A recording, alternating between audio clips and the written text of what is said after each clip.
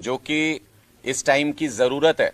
एक ऐसे विषय के ऊपर आज हम अपनी बात रखना चाहते हैं। देश बहुत तेजी से तानाशाही की तरफ बढ़ रहा है। मैं ऐसा इसलिए कह रहा हूं क्योंकि इसके कुछ सिम्टम्स हमको पिछले 2-3 दिनों के अंदर देखने को मिले हैं। हमको हमारे संविधान के अंदर मौलिक अधिकार दिया गया है, 6 फंडामेंटल राइट्स दिए गए हैं। उनमें से 19(1)(b हमको एश्योर करता है, हमको ये गारंटी देता है कि हम पीसफुली कहीं भी असेंबल हो सकते हैं, अपनी बात रखने के लिए प्रोटेस्ट कर सकते हैं, पब्लिक मीटिंग कर सकते हैं। लेकिन हरियाणा सरकार ने जिस तरीके से गांव-गांव में जाके पुलिस ने ये अनाउंसमेंट्स किए हैं कि किसानों के द्वारा दी गई कॉल में अगर कोई व्यक्ति शामिल हुआ, इस आंदोलन में अगर कोई व्यक्ति शामिल हुआ तो उसके पासपोर्ट को रद्द कर दिया जाएगा, उसके खिलाफ कानूनी कार्रवाई की जाएगी, उसके खिलाफ केस दर्ज कर दिए जाएंगे। ये सरासर हमारे फ्रीडम टू असेंबल पीसफुली जो हमारा फंडामेंटल राइट है, ये सरासर उसका ब्रीच है। सरकार उस फंडामेंटल राइट को छीन रही है जिसमें हमको शांतिपूर्ण तरीके से अपने प्रोटेस्ट करने का अधिकार है। और कोई प्रोटेस्ट होने से पहले सरकार कैसे ये अनाउंस कर सकती है कि इस प्रोटेस्ट में हिस्सा लेने वालों का पासपोर्ट रद्द कर देंगे या उनको जेल भेज दिया जाएगा या उनके खिलाफ केस दर्ज कर दिया जाएगा, इस आंदोलन में हिस्सा ना लें। कल को ये कहेंगे कि ये विपक्ष की रैली है, इसकी वजह से शांति भंग होगी, इस विपक्ष की रैली में हिस्सा ना ले, गांव-गांव में अनाउंसमेंट करेंगे। परसों को ये कहेंगे कि आपके इस फलाने दफ्तर में जाने से दिक्कत पैदा हो रही है, आप इस दफ्तर में ना जाएं, नहीं तो आपके खिलाफ केस दर्ज कर दिया जाएगा। ये तो सरासर लोकतंत्र की सीढ़ियों से उतर रहे हैं हम धीरे धीरे। ये फंडामेंटल राइट ब्रीच हुआ है। 1972 में मैं आपकी संज्ञान में लाना चाहता हूं कि सुप्रीम कोर्ट ने भी, Himmatlal versus police commissioner Bombay का केस था, उसमें सुप्रीम कोर्ट ने बहुत साफ कहा था कि पब्लिक मीटिंग या प्रोटेस्ट पर ब्लैंकेट बैन नहीं किया जा सकता। आप पहले से किसी चीज को यह नहीं कह सकते कि यह गलत है और इसमें आप शामिल नहीं होंगे, यह सरकार कतई नहीं कर सकती है। दूसरा, साथ ही साथ दूसरा जो हमारा फंडामेंटल राइट है वो है राइट टू मूव फ्रीली, जिसमें हमारा संविधान हमको आर्टिकल 19(1)(d) में यह अधिकार देता है कि हम देश के किसी भी हिस्से में आजादी के साथ घूम सकते हैं, आ जा सकते हैं। आज की मौजूदा सरकार ने, चाहे वो मोदी सरकार हो बीजेपी की, चाहे वो खट्टर सरकार हो हरियाणा के अंदर, इन्होंने हमारे fundamental right to move freely को ब्रीच किया है, हमारी आजादी को ब्रीच किया है। कैसे? हाईवे पूरी तरह से ब्लॉक कर दिए गए हैं, आने जाने के सारे रास्ते बंद हैं, परमानेंट स्ट्रक्चर, उसके ऊपर सीमेंटेड स्ट्रक्चर खड़े कर दिए गए हैं। जो पिछले 75-76 साल में देश ने अर्जित किया, धीरे धीरे करके हमने रोड्स बनाए, हाईवेज बनाए, उन सब को ब्लॉक कर दिया जा रहा है सीमेंट स्ट्रक्चर से। लोगों की आवाजाही को बंद किया जा रहा है। ये लोगों का मौलिक अधिकार छीना जा रहा है, फंडामेंटल राइट छीना जा रहा है। जो लोग ना तो आंदोलन का हिस्सा हैं, जो लोग ना सरकार का हिस्सा हैं, उन लोगों को, ऐसे करोड़ों करोड़ लोगों को मूवमेंट की आजादी से महरूम किया जा रहा है। और यह भी ध्यान रहे कि ये जो सारे ब्लॉकेड लगाए गए हैं, अभी तक तो किसान आए नहीं हैं, इनमें से किसी भी ब्लॉकेड में किसानों का कोई हिस्सा नहीं है, कोई योगदान नहीं है। किसान रोड जाम करेंगे या नहीं करेंगे ये तो बाद की बात है। किसान तो पीसफुली अपना राइट मांगने, अपनी मांगे लेकर के दिल्ली जाना चाहते हैं। ये सारे ब्लॉकेड बीजेपी की सरकारों ने खड़े किए हैं। सारे हाईवे, सारी सड़कें बीजेपी की सरकार ने कंक्रीट स्ट्रक्चर लगा के खड़े किए हैं।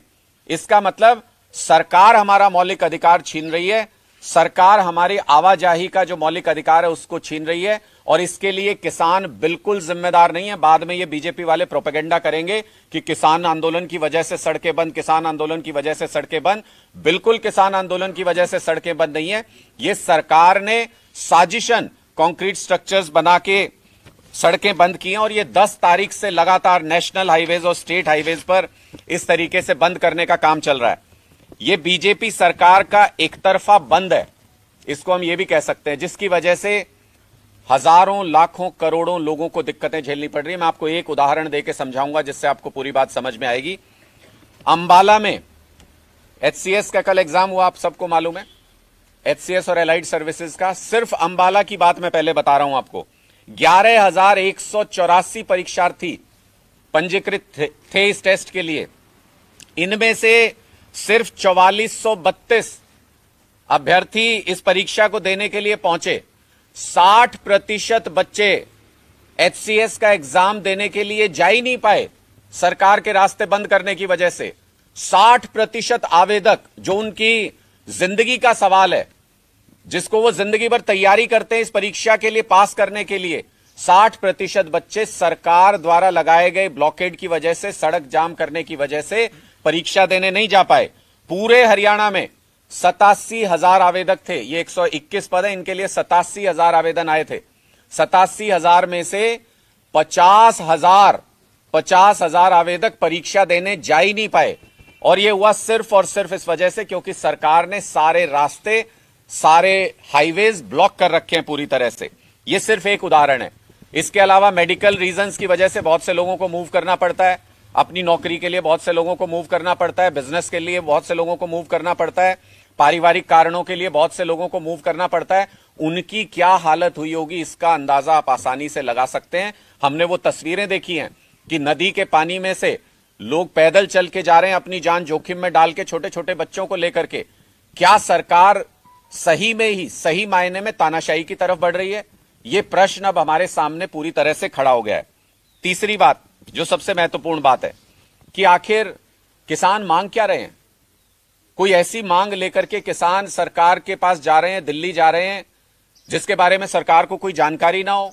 आसमान से तारे मांग लिए हों, कोई चांद सूरज मांग लिए हों? किसान क्या मांग रहे हैं?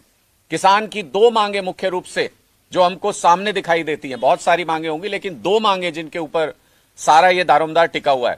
पहली मांग एमएसपी गारंटी कानून मांग रहे हैं। अरे भाई, तो ये आपकी सरकार ने 2 साल पहले जब किसान आंदोलन खत्म हुआ एश्योर किया था कि हम एमएसपी गारंटी कानून देंगे। अब आपकी सरकार का किया हुआ वादा, मोदी जी, तो क्या जब आपकी सरकार चली जाएगी तब मांगेंगे क्या?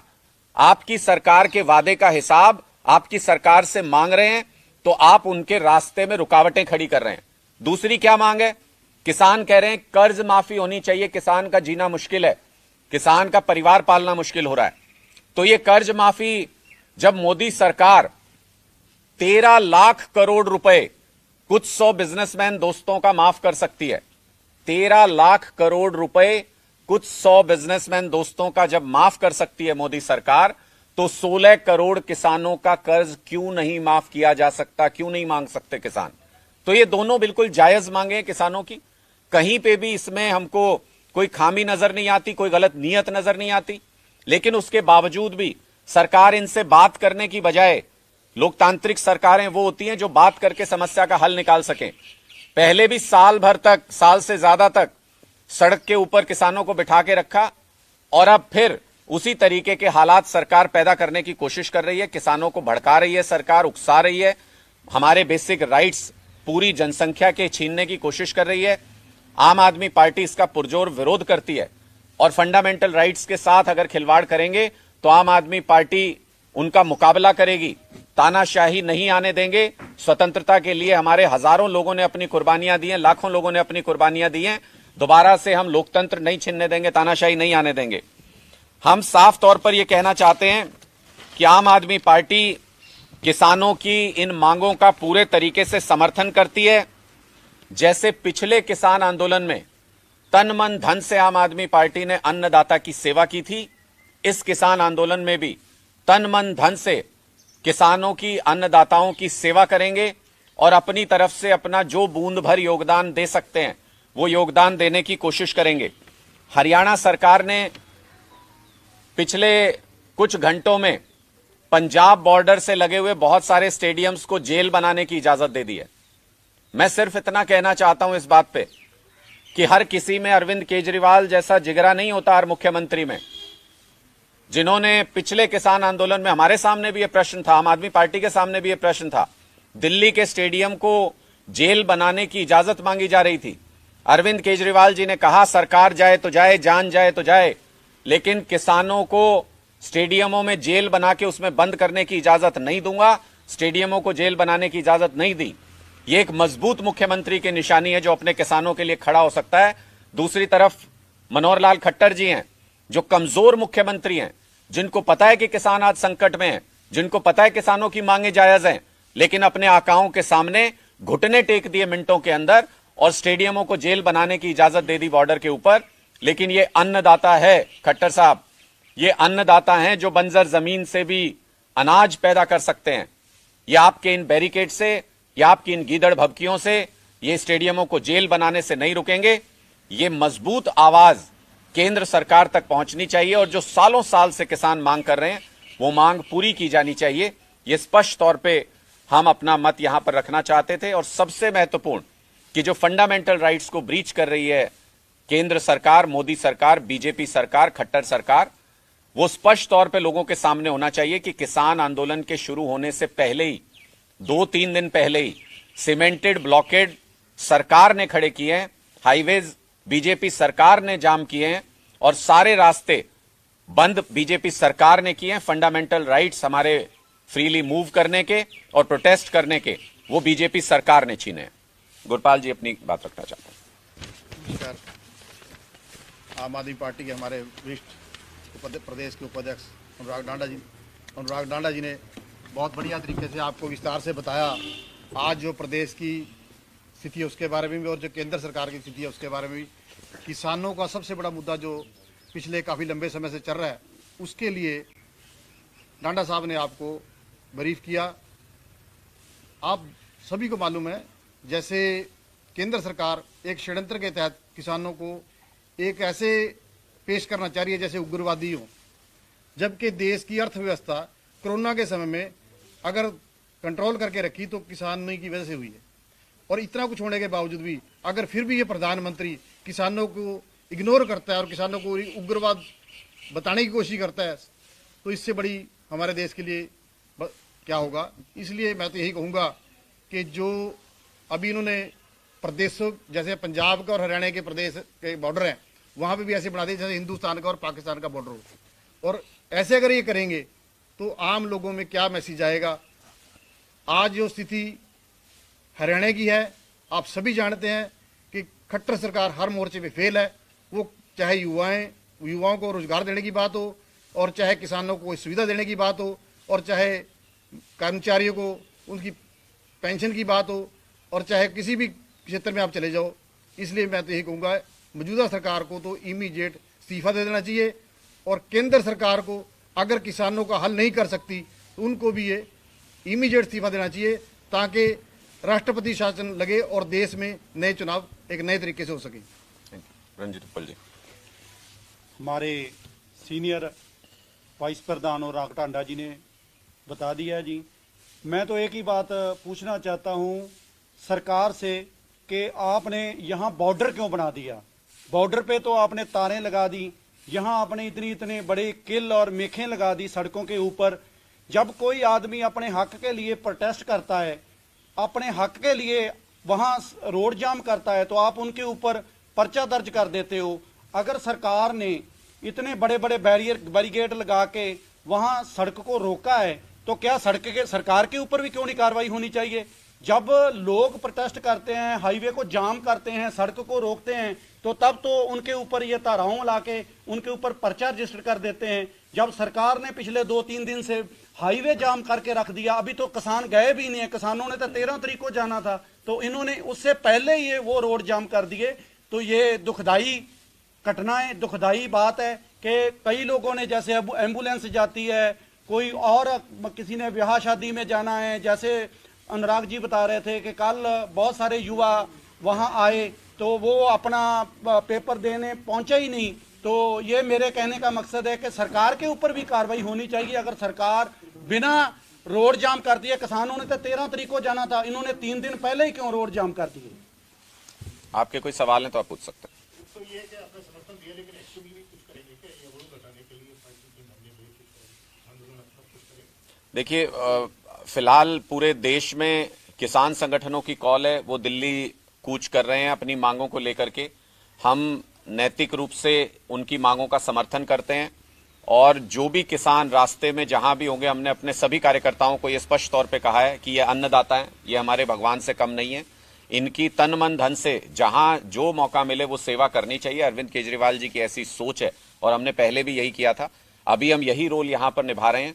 किसान संगठन किसी तरह की मदद अगर हमसे मांगते हैं तो हम हर मदद करने के लिए सक्षम रूप से तैयार हैं। सरदार जी, हरियाणा सरकार कहती है, हरियाणा के मंत्री कहते हैं कि आम आदमी पार्टी किसानों के समर्थन की बात करती है, लेकिन हरियाणा में तो किसानों को हम 14 फसलों को MSP पे खरीद रहे हैं। पंजाब के बॉर्डर एरिया किसान हरियाणा में आके फसल बेचते हैं, तो पंजाब सरकार पहले अपने पंजाब के किसानों को भाव MSP का दे, उसके बाद केंद्र से MSP के कानून की बात की पैरवी करनी चाहिए आम आदमी पार्टी की सरकार को। पहले पंजाब के किसानों को संभाले, ये आरोप बार बार लगाते हैं। देखिए, मुझे लगता है कि अगर हरियाणा सरकार ये कहती है कि वो सारी फसलें MSP पे खरीद रहे हैं तो MSP गारंटी कानून देने में दिक्कत क्या है? वो तो ऑलरेडी कह रहे हैं कि वो MSP पे खरीद रहे हैं। इसका मतलब MSP गारंटी कानून इसलिए नहीं देना चाहते क्योंकि उनकी नीयत में खोट है।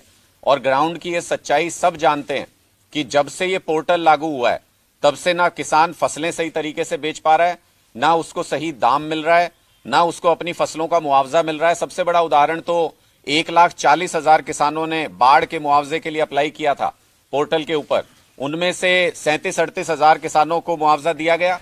1 लाख से ज्यादा किसानों को मुआवजा दिया ही नहीं गया। यह स्पष्ट तौर पे बताता है कि हरियाणा सरकार किसान विरोधी सरकार है। और यही भारतीय जनता पार्टी राजस्थान में जाके वहां पे मैनिफेस्टो में यह वादा करती है कि वहां के किसान का गेहूं 2700 रुपए में खरीदेंगे। हरियाणा के किसान का गेहूं 2100 रुपए में खरीदते हैं। क्यों भाई? हरियाणा के किसान में क्या खामी है? हरियाणा के किसान ने क्या गलती की है जो आप उनका गेहूं 2100 में खरीदोगे और राजस्थान के किसान को कहोगे 2700 रुपए में गेहूं खरीदेंगे तुम्हारा? तो यह स्पष्ट तौर पर दिखाता है हरियाणा सरकार की नीयत में खोट है। और सबसे बड़ी गद्दारी अगर खट्टर सरकार ने किसानों के साथ कोई की तो सबसे बड़ी गद्दारी यह है कि उन्होंने स्टेडियमों को जेल बनाने की इजाजत दे दी। किसानों को पीसफुली प्रोटेस्ट करने से भी रोक रही है खट्टर सरकार। किसानों को अपनी मांगों को लेकर के आगे बढ़ने से रोक रही है खट्टर सरकार। कि हरियाणा की पुलिस मॉक ड्रिल कर रही है कि जब हमारे अन्नदाता आएंगे, जब हमारे किसान आएंगे तो उनके ऊपर आंसू गैस के गोले कैसे फेंकेंगे, उनके ऊपर लाठियां कैसे चलाएंगे। इतनी बड़ी बड़ी कीलें उनके रास्ते में लगा दी हैं। इनके मंत्री बयान दे रहे हैं कि हथियारों के साथ आ रहे हैं, अन्नदाता का अपमान कर रहे हैं। पहले भी भारतीय जनता पार्टी ने किसानों को उग्रवादी बताने की कोशिश की, विदेशों से फंडिंग बताने की कोशिश की, तरह तरह से उनको बदनाम करने की कोशिश की। कुछ भी हथियार नहीं चला। उसके बाद इनको घुटने टेकने पड़े। इस बार भी हम पूरी तरह से इस बात से निश्चिंत हैं कि अन्नदाता के सामने इनको इस बार भी घुटने टेकने पड़ेंगे क्योंकि ये किसान विरोधी सरकार है। इनकी नीयत, इनका चेहरा स्पष्ट हो गया। कहते हैं हरियाणा के भाजपा के नेता कि आम आदमी पार्टी के नेता हैं या पंजाब के आम आदमी पार्टी की सरकार है, वो किसानों को उकसा रही है। हरियाणा के किसान को बहुत बड़ी दिक्कत नहीं है, लेकिन पंजाब की सरकार और आम आदमी पार्टी उकसा रही है किसानों। देखिए, मैं बहुत स्पष्ट तौर पे कहना चाहता हूं कि उकसाना क्या होता है। किसी व्यक्ति को किसी काम के लिए उकसाना क्या होता है? अगर कोई पीसफुली प्रोटेस्ट करना चाहता है और आप उसके रास्ते में कीलें लगा देंगे तो ये किसानों को उकसाना है। अगर किसानों के आंदोलन पे आने से पहले ही आप उनकी मांगों को नाजायज बता के, बिना उनसे बात किए हुए, उनको हथियारबंद उग्रवादी बताना शुरू कर देंगे तो ये किसानों को उकसाना है। अगर आप किसानों की जायज मांगों को सुनने के लिए तैयार नहीं होंगे, उनको सड़क पे आने के लिए मजबूर करेंगे तो ये किसानों को उकसाना है। जब आप स्टेडियमों को जेल बनाने की परमिशन देते हैं खट्टर साहब, तो ये किसानों को उकसाना है। निश्चित तौर पे किसानों को उकसाने का काम भारतीय जनता पार्टी कर रही है और आज से नहीं कर रही, पिछले कई सालों से कर रही है। किसानों को उकसाने की किसान आंदोलन के दौरान पूरे 1 साल तक भारतीय जनता पार्टी ने कोशिश की, लेकिन किसानों ने संयमित तरीके से, लोकतांत्रिक तरीके से अपना धरना बनाए रखा तो सरकार को घुटने टेकने पड़े। इस बार भी पहले से ही प्री ऑक्यूपाइड माइंड से, पहले से ही एक निश्चित माइंड बना करके किसानों के प्रति भारतीय जनता पार्टी की सरकार काम कर रही है। अन्नदाता का स्वागत अगर सीमेंट के बड़ी बड़ी दीवारें खड़ी करके, अगर बैरिकेड लगा के, अगर पुलिस फोर्स लगा के और अगर कीलों से करेंगे तो फिर आपके जीवन में भी कीलें ही मिलेंगी, आपको फूल नहीं मिल सकते। ये मैं पूरी तरह से सुनिश्चित